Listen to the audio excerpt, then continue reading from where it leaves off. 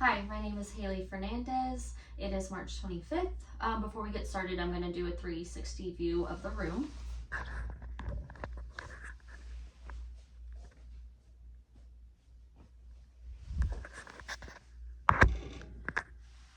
And before we get started, I have washed my hands at this point, and then I'm going to ask my patient here for verbal consent to upload this to YouTube as unlisted, so my school and teacher can grade it. Yes. All right, to get started here, I have my patient in the supine position of comfort. That way his abdominal muscles are relaxed. I'm going to pull a drape over the symphysis pubis, exposing the groin area, but no genitalia. I'm going to have him pull his shirt up to the nipple line above this xiphoid process so I can start my exam. First will be inspection. I will note the abdominal contour. I see that his abdomen is flat and non-distended. I don't see any superficial masses or hernias. As well as I'm looking at his skin. I don't note any jaundice. His skin is normal for his ethnicity. It is pink, looks normal color. I do not note any icterus in his sclera, as well as I do not see any obvious peristalsis or anything else. So now to move on to my next part of the exam, I will auscultate all 4 bowel sounds with my diaphragm. Normal bowel sounds are normally heard 5 to 34 per minute, seconds per minute. And I will now use my diaphragm to auscultate. I will start in the right lower quadrant with my diaphragm.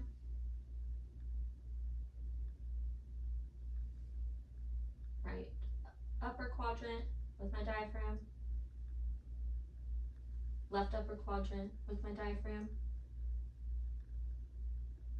As well as the left lower quadrant with my diaphragm.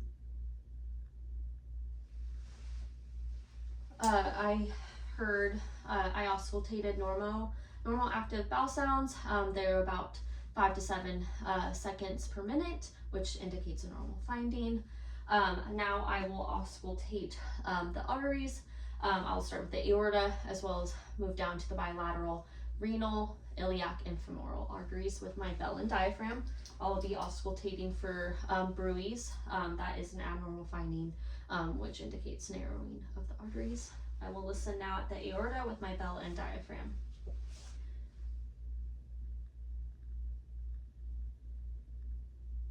No bruit noted to the aorta with my bell and diaphragm.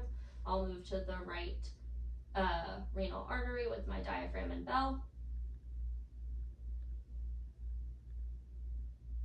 as well as the left renal artery with my bell and diaphragm.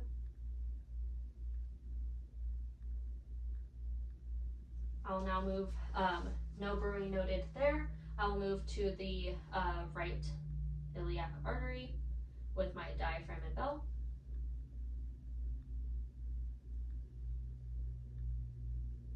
As well as the left renal artery, iliac artery, I apologize, with my bell and diaphragm.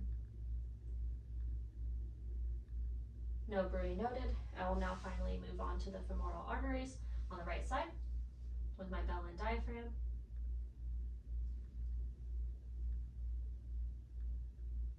As well as the left femoral artery with my bell and diaphragm.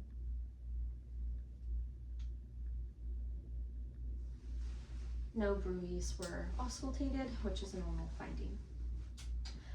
Now I'll move on to the percussion portion of the exam. I will percuss in all 4 quadrants, as well as the liver, spleen, and the bladder. I should be noting tympany over any air-filled structure, as well as dullness over any fluid or solid structure. I will start in the right lower quadrant. I should be noting tympany.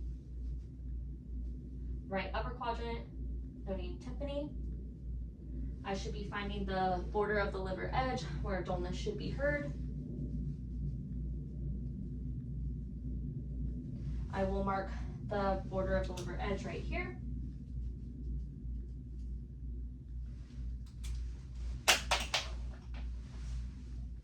And then I will percuss upwards at the mid-clavicular line on that right side, noting to measure the liver span.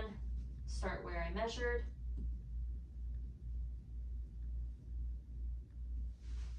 Measure here. Now I will use this measurement. It should be normal 6 to 12 centimeters for the liver span. So I will note where I measured. His liver is about 7 centimeters, which indicates a normal finding. I will now move on to the left upper quadrant. I will be percussing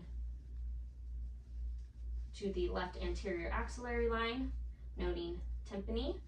I will have the patient take a deep breath. All right, you can let go. I still heard tympany. That indicates a normal finding.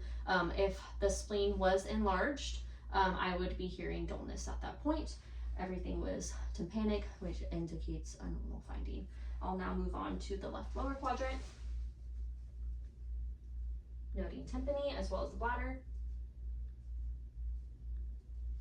Tympany was heard in all 4 quadrants, as well as liver, spleen, and the bladder. If the bladder was full, I would hear dullness. And now for the palpation portion, I'll be using one hand for light palpation in all 4 quadrants, as well as the liver, spleen. I will indicate palpation there. I'll start with my right hand at the right lower quadrant. I will be looking for any nonverbal cues from my patient indicating abdominal tenderness with light palpation, as well as I will be seeing if I feel any superficial masses as well. Start in the right lower quadrant to lightly palpate. No visible signs of tenderness, no masses felt, as well as the right upper quadrant. No visible signs of tenderness, no superficial masses palpated, as well as the left upper quadrant. Same there, I do not palpate any masses or any abnormalities, as well as no indications for tenderness with my patient, as well as left lower quadrant here. Light palpation, no masses or any other abdominal tenderness, and nonverbal cues from my patient. I'll now deeply palpate all 4 quadrants as well. I'll start in the right lower quadrant. I will still be noting for any deeper masses, and also looking for any tenderness as well. Right lower quadrant here, no abdominal tenderness or masses felt. I will also palpate, deeply palpate the right upper quadrant. I will also have the patient take a deep breath. I'm going to deeply palpate there to detect, you can take a deep breath out, to detect the liver border as well. I did not note any asymmetry. It was a smooth border. I didn't see any indications of tenderness as well. And that was at the right sternal border. I'll now move on to the left sternal border, left upper quadrant to detect, deeply palpate the spleen. I still should not be able to detect any structure there that would indicate splenomegaly, and then I should not be able to see any tenderness as well. I'll have the patient deeply take a deep breath, deeply palpate here. I do not note any abdominal tenderness. I also do not feel any abnormalities or the spleen right there, as well as the left lower quadrant here. No indications of pain or tenderness or any other abnormalities. At this point, I am going to do special tests. So my patient does have a flat, non-distended abdomen. There does not seem to be any indications for ascites, but if my patient had a more rounded, fluid-filled, distended abdomen, I would have him put his hand at the middle of his abdomen. I would have him turn to either side. You can turn to your left. I would see the abdomen and the fluid shift down, and I would note it. I would percuss and note any dullness where the fluid would be, and I would check for ascites on bilateral sides as well. And then we will also check what we call Murphy's sign. This would check for cholecystitis in the right upper quadrant. I'm going to have my patient take a deep breath in. I'm going to deeply palpate at the point of pain. If my patient, you can take a deep breath out. If my patient were to halt their inspiration, that would indicate a positive Murphy's sign, indicating cholecystitis. And to test for appendicitis, it's called McBurney's point at the Superior iliac spine, 2 inches from the umbilicus. I would palpate here. If there were any rebound tenderness or indications of pain, that would be a positive sign for appendicitis. I will now have my patient sit up. We're going to check for CVA tenderness, which would indicate like renal colic or pyelonephritis. I'm going to expose my patient's back. Sorry. And then I would go to the costovertebral angle right here. I'm going to do indirect and direct percussion to detect for CVA tenderness. So I go to the border angle. I'll now percuss indirectly, bilaterally. If there was no indication of tenderness, that is a good sign.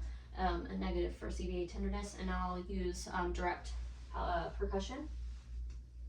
Bilaterally, if there was no indication for tenderness, there is no CVA tenderness. At this point, that is the end of our abdominal exam. Thank you.